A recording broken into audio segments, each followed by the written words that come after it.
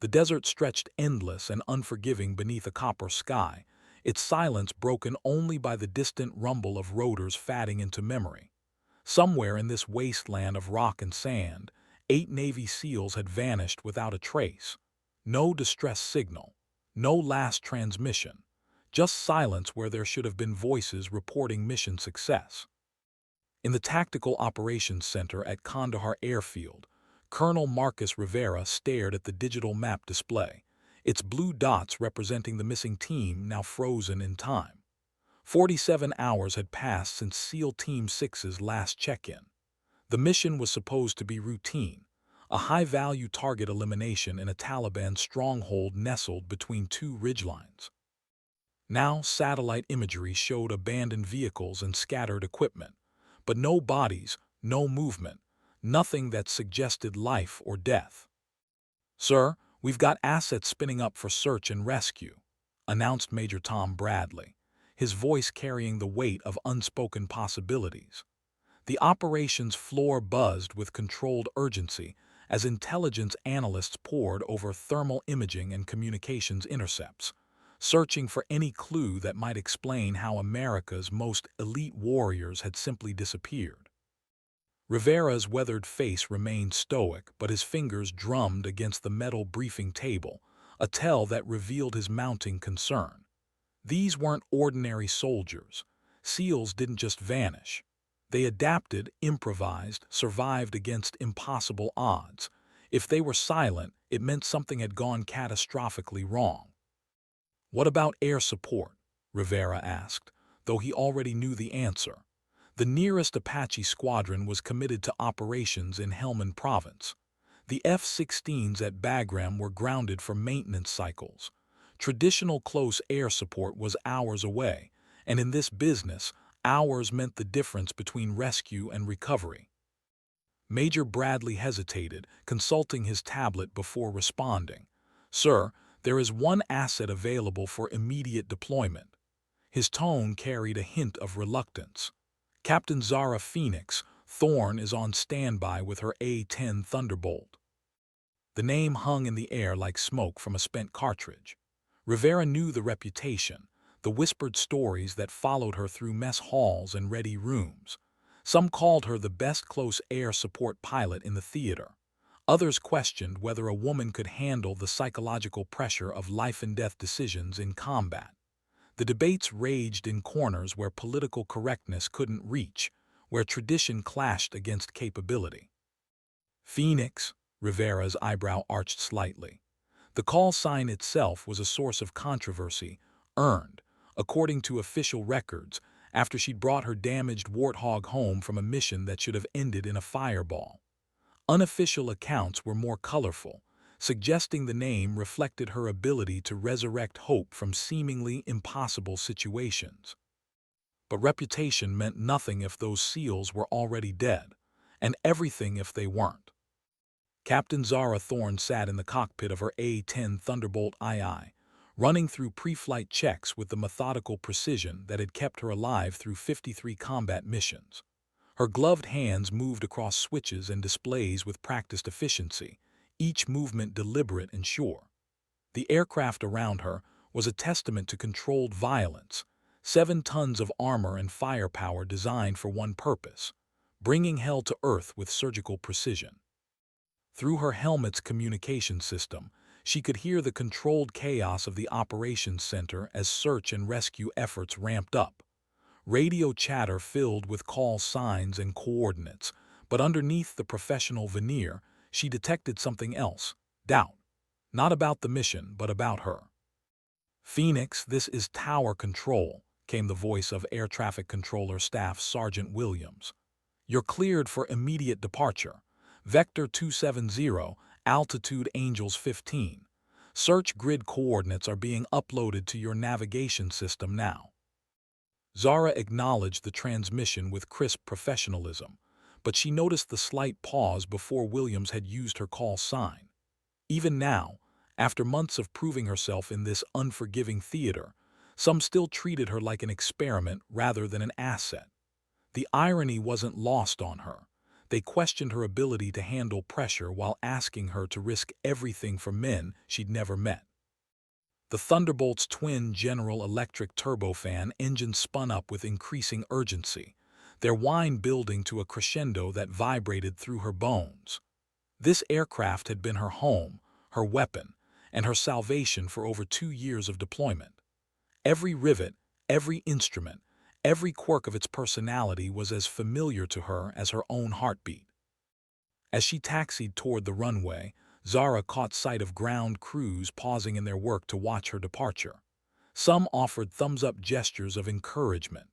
Others simply stared with expressions she couldn't read through her visor. She'd learned long ago not to waste energy trying to decode the thoughts of others.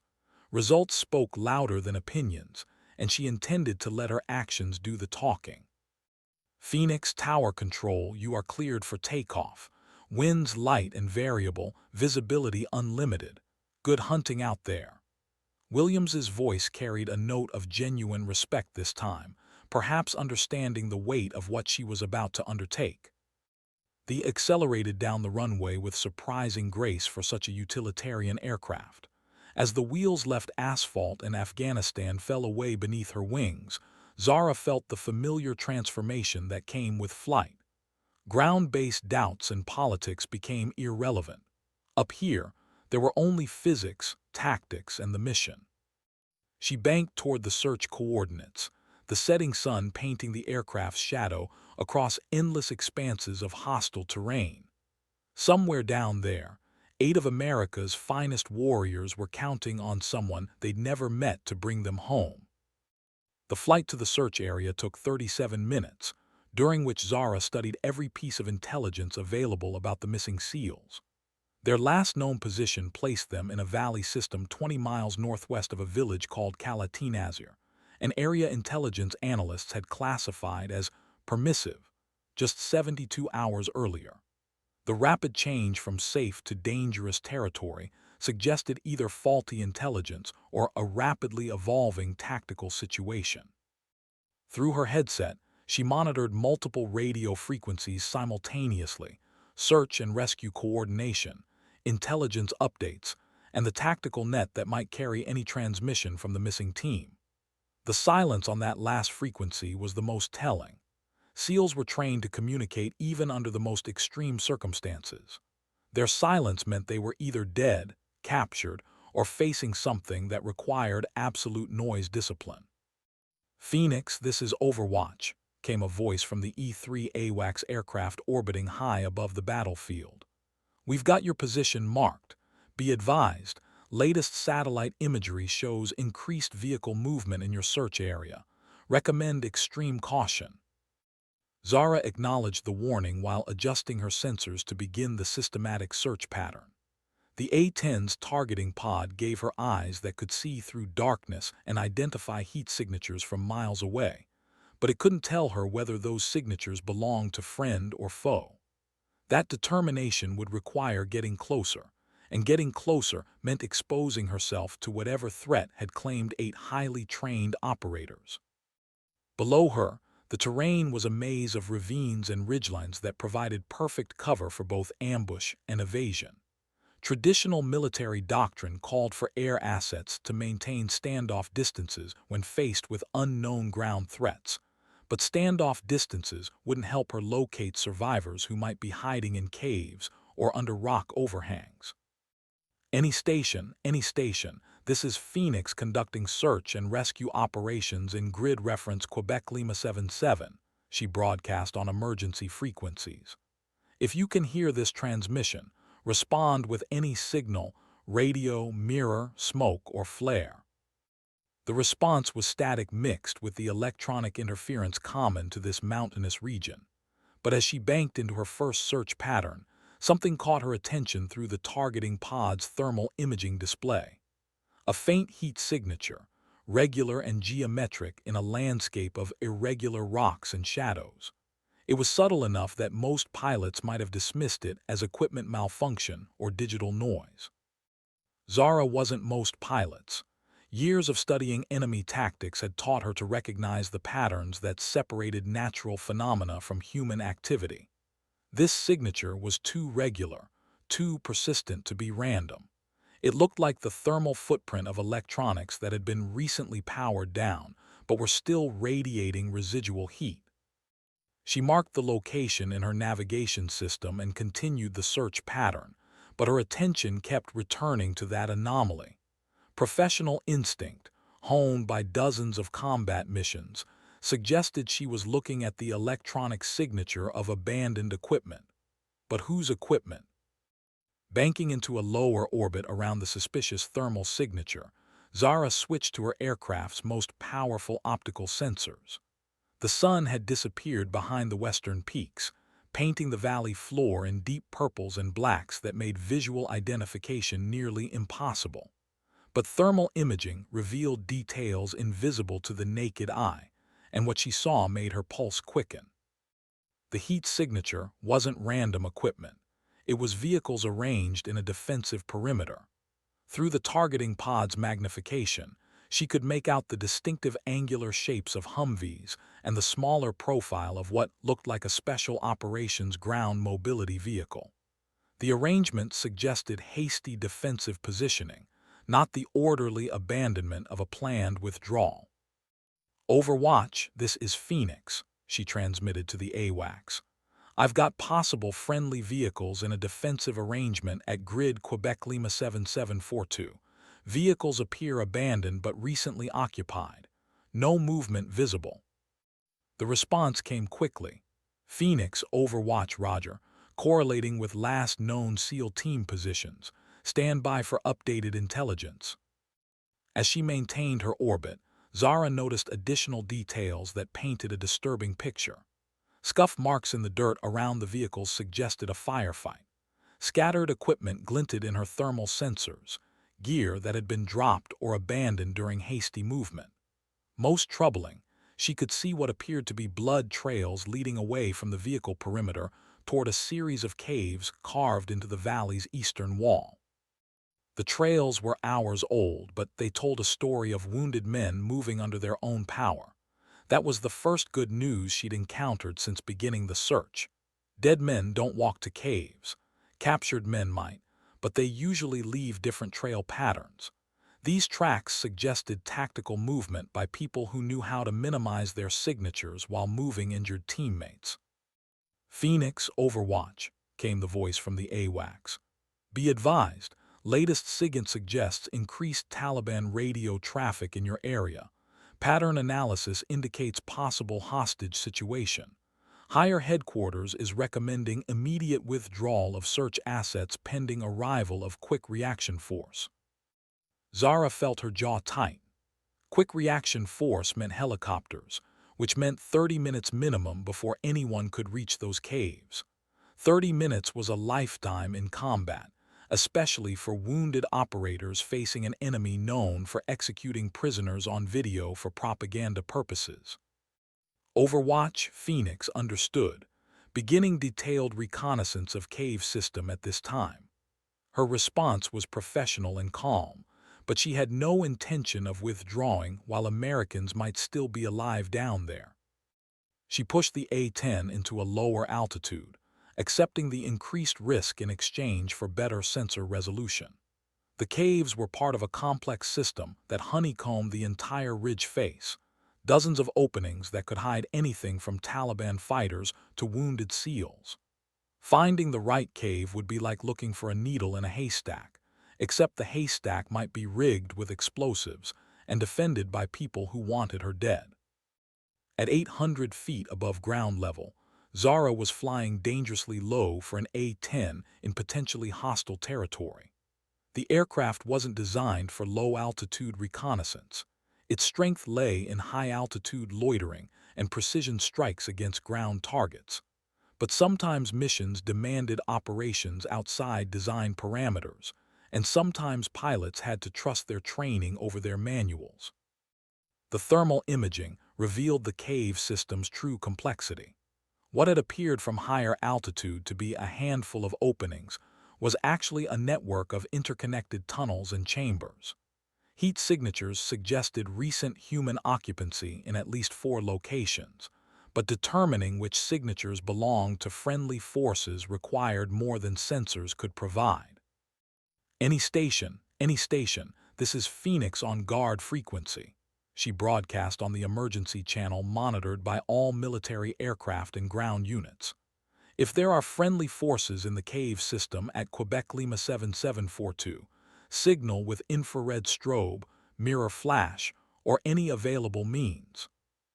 The silence stretched for 30 seconds before she saw it, a brief flicker of light from one of the cave openings. It lasted less than 2 seconds, but it followed the standard NATO recognition pattern.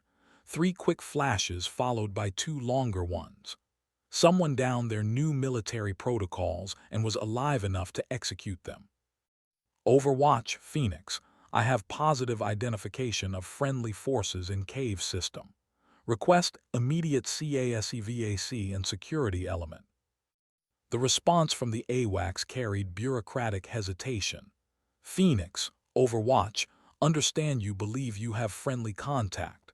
Higher headquarters requires confirmation before committing assets. Can you establish radio communication?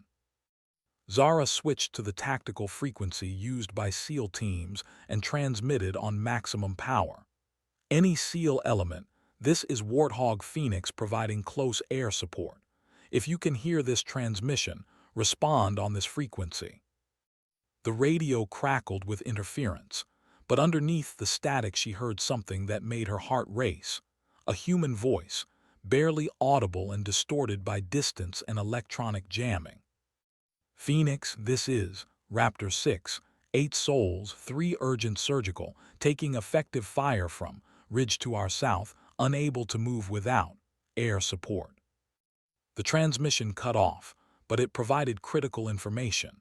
8 souls meant everyone was still alive. 3 urgent surgical indicated serious wounds that required immediate medical attention. Taking effective fire meant they were pinned down by enemy forces. And the reference to needing air support meant they were counting on her to clear their escape route. She climbed back to 1,500 feet and began studying the southern ridge through her targeting systems. The thermal signatures that had looked like rocks and shadows moments before now revealed themselves as carefully concealed fighting positions. Taliban fighters had established interlocking fields of fire that covered every possible escape route from the caves. It was a trap, and the SEALs had walked directly into it. But the trap worked both ways. By positioning themselves to pin down the Americans, the Taliban fighters had also made themselves targets for close air support. The targeting pod's crosshairs settled on the first enemy position, a sandbagged machine gun nest carved into the ridgeline approximately 400 meters south of the cave complex. Through the thermal imaging, Zara could see 3 heat signatures, 2 fighters manning the weapon and a third positioned as a lookout. The position commanded perfect fields of fire across the valley floor and would be the first obstacle any rescue force would encounter. Overwatch, Phoenix. I have positive identification of hostile forces engaging friendly elements, requesting clearance for immediate close air support. Her voice carried the clipped professionalism that masked the adrenaline flooding her system. This was the moment when months of training and doctrine would be tested against the chaos of real combat. Phoenix, Overwatch, stand by for clearance. Higher headquarters wants confirmation that friendly forces are clear of target area. The delay was standard procedure, but it ignored the reality that wounded SEALs couldn't wait for bureaucratic processes to run their course.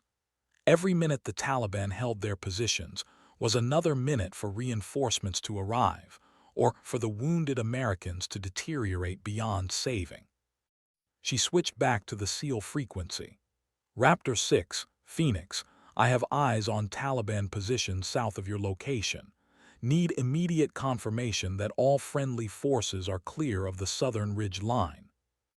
The response came through bursts of static. Phoenix, Raptor 6, all friendlies are, cave system north of your, targets, cleared to engage, Taliban positions, danger close authorized. Danger close. The two words that meant friendly forces were within 600 meters of the intended target. Standard doctrine required increased coordination and reduced explosive ordnance for danger-close missions, but it also meant the SEALs trusted her enough to drop ordnance practically on top of their heads. Raptor 6 confirmed danger-close authorization. I will be engaging with 30mm cannon at minimum safe distance. Phoenix confirmed danger close. We trust you. Those four words, we trust you, carried more weight than any medal or commendation. 8 of America's most elite warriors, pinned down and wounded in hostile territory, were betting their lives on her ability to thread the needle between salvation and disaster. Zara rolled the A-10 into an attack run, the aircraft's nose dropping toward the target as she lined up the shot. The GAU-8 Avenger cannon beneath her aircraft was essentially a flying gun, 7 barrels capable of firing depleted uranium rounds at 3,900 rounds per minute. Each round could penetrate armor and destroy vehicles, but fired with precision, it could eliminate specific targets while leaving nearby areas untouched. The first enemy position grew larger in her targeting display as she committed to the attack run. At this range, there would be no opportunity for second chances. Either the shot would be perfect, or both she and the SEALs would pay the price for the failure. The A-10 dove through 2,000 feet as Zara acquired the first target in her head-up display. The machine gun position was clearly visible now through her targeting pod. 3 Taliban fighters clustered around a Soviet-era PKM machine gun, their thermal signatures bright against the cool rock of the ridge line. They hadn't detected her approach yet, focused as they were on maintaining fire superiority over the cave complex below. At 1,200 feet, she pressed the trigger. The GAU-8 cannon erupted with a sound like tearing metal amplified beyond human comprehension. 65 rounds of 30mm depleted uranium ammunition streaked toward the target at 3,400 feet per second, each projectile capable of penetrating tank armor. The gun run lasted exactly 2 seconds, but those 2 seconds delivered destruction with surgical precision. The enemy position disappeared in a cloud of pulverized rock and metal. When the dust settled, the thermal signatures that had marked 3 living human beings had been replaced by the heat signature of burning equipment and scattered debris. The machine gun that had pinned down 8 Navy SEALs was now a twisted collection of metal fragments scattered across 50 meters of ridge line. Good hit, came the excited voice from the cave complex. Phoenix, Raptor 6, that's 1 position neutralized. We're taking fire from 2 additional positions, approximately 200 meters east of your last target. Zara was already climbing and turning to set up her next attack run. The second position was more challenging, a mortar team positioned behind a natural rock formation that provided excellent cover from air attack. The thermal signatures showed 4 fighters, 2 operating the weapon and 2 handling ammunition. Unlike the machine gun position, which had offered a clear shot from above, this target would require a different approach. Raptor 6, Phoenix, I have eyes on the mortar position. Stand by for second gun run. She rolled the aircraft into a steep left bank, using the terrain to mask her approach while she studied the target through her sensors. The mortar team had chosen their position well, a natural depression in the rock that protected them from direct fire while providing excellent concealment from aerial observation. But their tactical advantage became a liability once detected, as the rock walls that protected them also prevented escape. At 800 feet, she began her second attack run. This time she approached from the east, using the setting sun to silhouette the A-10 against the darker mountains behind her. The psychological effect on ground forces was significant. The distinctive silhouette of a warthog emerging from the sun had become synonymous with American firepower throughout the Afghan theater. The cannon fired again, another 2-second burst that sent 47 rounds into the mortar position. The results were even more spectacular than the first attack. The mortar's ammunition detonated in a secondary explosion that sent flames and debris cascading down the ridge face. Outstanding, Phoenix, that's 2 down. One more position northwest of the caves, approximately 300 meters. The third Taliban position posed the greatest challenge. Located on higher ground northwest of the cave system, it commanded observation over the entire valley and had likely been coordinating the other fighting positions.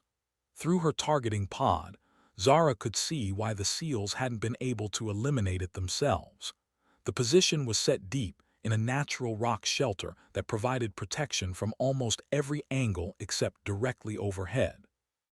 More concerning, thermal imaging revealed at least 6 heat signatures in the position, suggesting a command element rather than just another weapons team.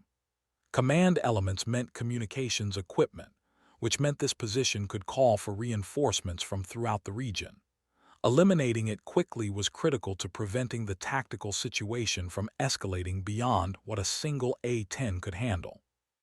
Raptor 6, Phoenix, I need you to mark the third position with any available means.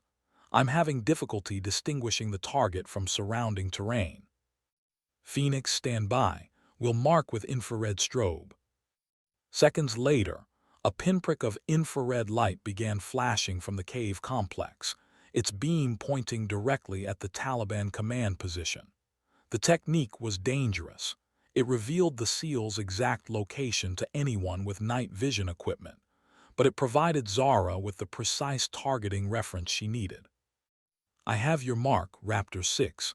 Recommend all personnel take cover immediately. This attack would require a steeper approach angle to reach the command position in its rock shelter. Steeper angles meant increased vulnerability to ground fire and reduced time for target acquisition, but sometimes tactical necessity overrode operational safety. As she rolled into the attack run, something unexpected happened. The thermal signatures in the command position scattered. The Taliban fighters had finally detected her aircraft and were attempting to flee their fortified position. This created both opportunity and challenge. Opportunity because moving targets were often easier to engage than static ones. Challenge because moving targets required leading the shot and increased the risk of rounds impacting in unintended areas. Zara adjusted her aim point and fired a longer burst, 3 seconds instead of 2. 89 rounds of depleted uranium streaked toward the command position as Taliban fighters ran in multiple directions. The rock shelter that had provided protection from indirect fire became a killing zone as cannon rounds ricocheted and fragmented within its confined space. When the dust settled, no thermal signatures remained in the command position. The Taliban element that had ambushed 8 Navy SEALs and held them pinned for over 6 hours had been eliminated in less than 4 minutes of close air support. Phoenix, Raptor 6, all enemy positions neutralized. We are preparing to move to extraction point. Request you remain on station for escort and overwatch. Raptor 6, Phoenix, Roger. I'll cover your movement to the LZ. But even as she acknowledged the transmission, Zara knew the mission was far from complete. Getting the SEALs out of the caves was just the first step in a complex extraction that would require precise coordination between air and ground assets.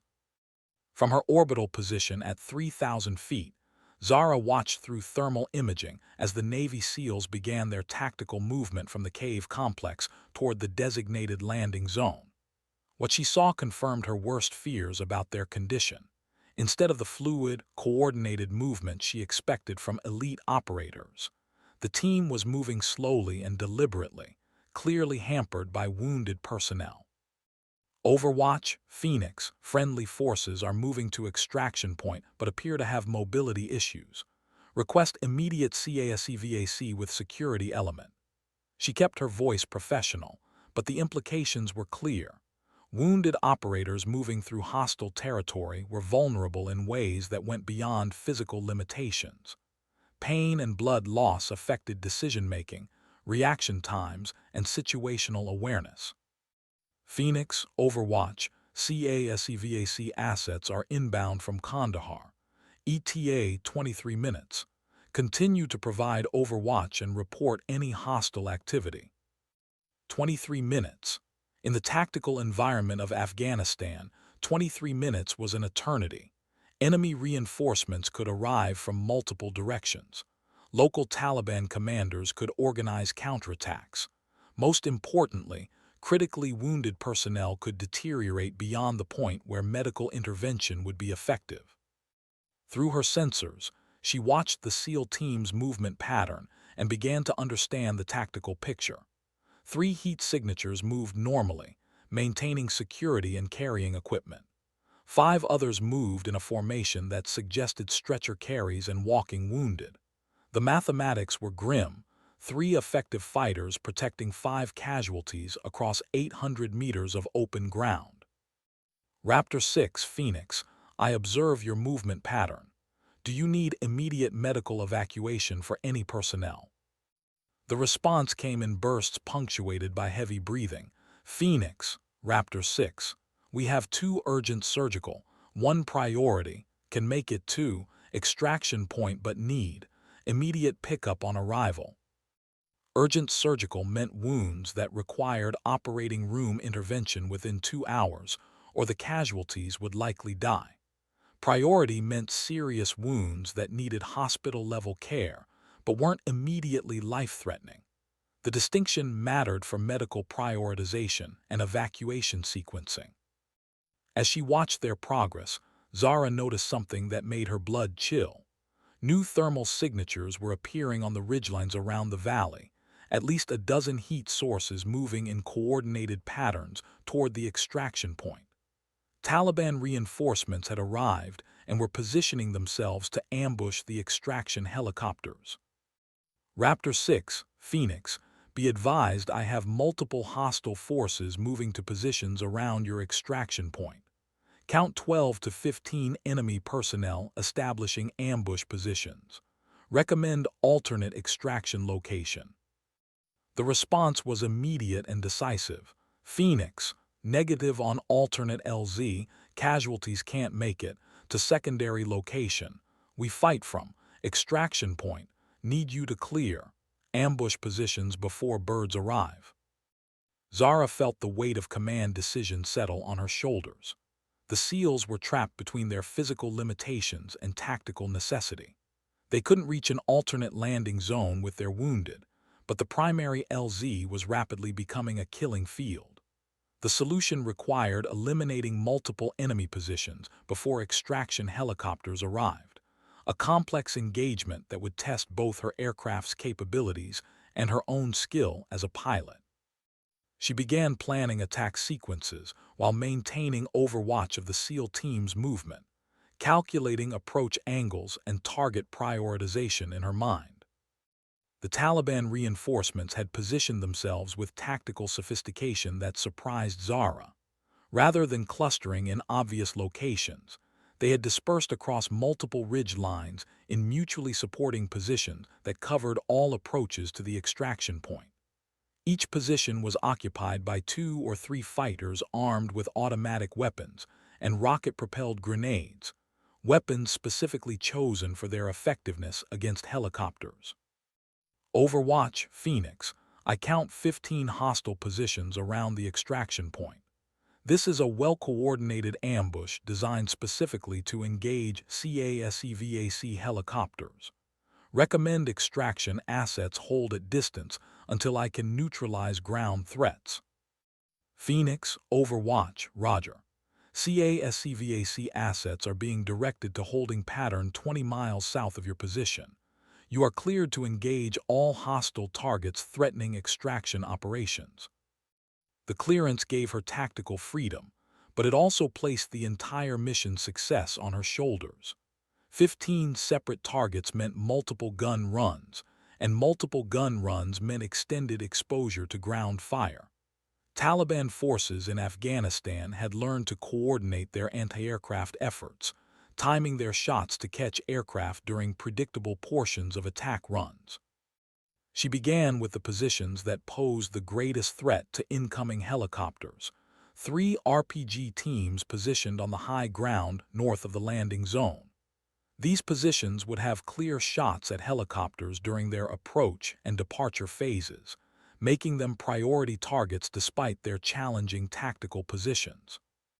The first RPG team was positioned behind a cluster of boulders that provided excellent cover from ground attack, but left them exposed to aerial observation. Zara rolled into a steep dive, using the terrain to mask her approach until the last possible moment. The cannon fired a precise 2-second burst that eliminated the position in a shower of rock fragments and burning equipment. As she climbed from the first attack, she saw muzzle flashes from multiple positions. The Taliban fighters were now aware of her presence and were attempting to engage her aircraft with small arms fire.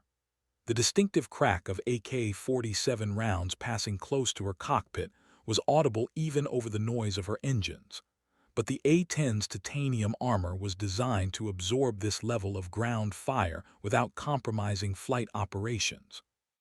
The second RPG position required a different approach angle due to its position near a cliff face. Zara used the terrain to her advantage, approaching from below the ridge line and climbing rapidly to acquire the target at the last moment.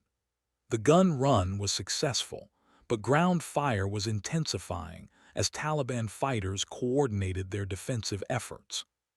Phoenix Raptor 6, good hits on the RPG positions. We can see secondary explosions from here. Be advised, we're observing additional movement on the eastern ridge. Zara checked her thermal display and confirmed the SEAL team's observation. More enemy reinforcements were arriving, this time approaching from a direction that would put them behind the planned extraction point. The tactical situation was deteriorating faster than she could eliminate targets. The mission was becoming a race against time and ammunition, with the lives of 8 Navy SEALs hanging in the balance. Banking into position for her third gun run, Zara realized she was facing a tactical problem that couldn't be solved with conventional close air support doctrine. The Taliban reinforcements were arriving faster than she could eliminate existing positions, and her ammunition supply was finite. The GAU-8 cannon carried 1,100 rounds, and she had already expended over 200 in the previous engagements. Overwatch, Phoenix, enemy reinforcements are arriving in greater numbers than initially assessed. I need immediate support from additional air assets or this extraction is going to fail. Phoenix, Overwatch, all available air assets are committed to operations in other sectors. You are the only air support available for this extraction. The weight of that statement settled over her like lead armor. 8 Navy SEALs, 3 critically wounded, were counting on her alone to clear their path to safety. No backup, no reinforcements, no margin for error. It was the kind of situation that separated competent pilots from exceptional ones, and exceptional ones from legends. She targeted the third RPG position, located on a narrow ledge that required an almost vertical approach to reach. The attack run pushed the A-10's maneuvering capabilities to their limits as she dove through steep terrain while maintaining target acquisition. The cannon burst was successful, but the position's destruction triggered a rockslide that partially blocked one of the access routes to the extraction point. Phoenix Raptor 6, that's 3 RPG positions down. Ground fire is decreasing, but we're still seeing movement on multiple ridge lines. How's your ammunition situation? The question she'd been dreading. Truthful answer meant acknowledging that she couldn't eliminate all the enemy positions with remaining ammunition. Optimistic answer might give the SEALs false hope that could lead to tactical miscalculations. She chose honesty. Raptor 6, Phoenix, I have ammunition for approximately 6 more gun runs. After that, I can provide observation and coordination, but no direct fire support. The silence on the radio stretched for nearly 10 seconds, an eternity in tactical communications. When the SEAL team leader finally responded, his voice carried the calm professionalism of a man accustomed to impossible situations. Phoenix understood. We're going to move to the extraction point now and establish defensive positions. When CASEVAC arrives, we need you to focus on the positions that pose the greatest threat to the helicopters during landing and takeoff. It was the right tactical decision.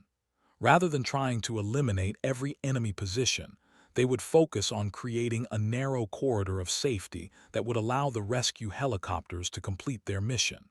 It required precise timing and perfect execution, but it was their best chance of getting everyone home alive.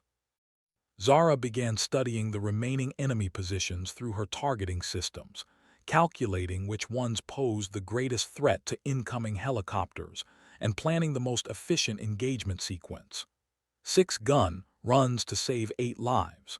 The mathematics of survival had rarely been so precisely defined. The Navy SEALs reached the extraction point and immediately began establishing a defensive perimeter. Through her thermal imaging, Zara could see the tactical efficiency that made these operators legendary. Even wounded and exhausted, they positioned themselves to maximize defensive capabilities while preparing landing zone markers for the incoming helicopters. Phoenix Raptor 6 were set at the LZ. 3 casualties are prepped for immediate evacuation. We need you to focus on the eastern ridge positions. They have direct fire capability on the helicopter landing area. Zara had already identified the eastern ridge as the primary threat. 4 Taliban positions were clustered along a ridgeline that provided perfect enfilade fire across the landing zone. Any helicopter attempting to land would be exposed to coordinated fire from multiple directions with no cover or concealment available. Raptor 6 Phoenix, I'm beginning my attack runs on the eastern ridge now. Keep your heads down. The first position was a heavy machine gun team that had established themselves behind a low stone wall. The position showed tactical sophistication. They had fields of fire across multiple approach routes and had positioned ammunition supplies to sustain extended engagement. Zara approached from the north, using a shallow dive angle that allowed maximum target exposure time. The gun run was textbook perfect. 73 rounds of depleted uranium eliminated the position and its occupants in a brief, violent explosion of stone and metal. But as she pulled up from the attack, she saw something that made her heart sink. The Taliban fighters in the remaining positions were repositioning, moving to locations that would be harder to engage from the air. Overwatch, Phoenix, enemy forces are adapting to air attack. They're moving to positions with better overhead cover. I need those CASEVAC birds to be ready for immediate insertion when I create the opening. Phoenix, Overwatch, CASEVAC assets are 5 minutes out and standing by for your signal. Medical team is prepared for urgent surgical casualties. 5 minutes. In 5 minutes, she needed to eliminate 3 more enemy positions and create a safe corridor for helicopter operations. Each position would require a separate gun run, and the Taliban fighters were now expecting her attacks and positioning accordingly. The second position had moved into a depression that provided natural overhead cover. Zara was forced to use a nearly vertical attack angle, diving steeply to acquire the target through a narrow window between rock formations. The approach exposed her to ground fire from multiple directions, and she could hear the distinctive sound of rounds impacting her aircraft's armor. The gun run was successful, but warning lights began illuminating in her cockpit as fragments from ground fire damaged non-critical systems. The A-10 was designed to absorb significant battle damage and continue operating, but every hit reduced her aircraft's capabilities and increased the risk of catastrophic failure. 2 more positions to go, with ammunition remaining for 3 gun runs and battle damage that was making her aircraft increasingly difficult to control. The third Taliban position on the eastern ridge had learned from watching their comrades die. As Zara approached for her gun run, she saw the thermal signatures scatter.